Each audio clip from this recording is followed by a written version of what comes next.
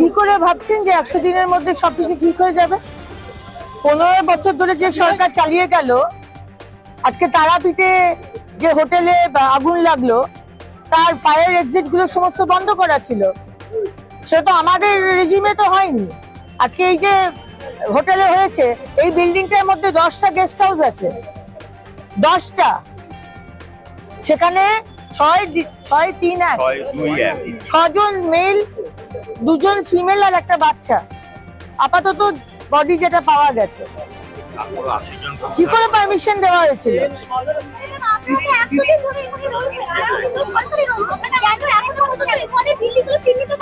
চিহ্নিত করা সম্ভব নয়। 100 দিনের মধ্যে প্রত্যেকটা সারা পশ্চিমবঙ্গ ছেড়ে দিলাম, কলকাতার মধ্যে কে 2 নম্বরই করে ট্রেড লাইসেন্স নিয়ে একটা বাড়ির মধ্যে 10টা গেস্ট হাউস চালাচ্ছে? এটা সম্ভব নয়। ইট টেকস টাইম। আমি তো সিএসসি কে বলবো, সিএসসি তো দিয়েছে কেন? এখানে তো ওভারলোডিং হয়েছে, যেটা আমার পুলিশ এবং ফায়ার ব্রিগেড বলছেন। সিএসসি কি করে পারমিশন দিল?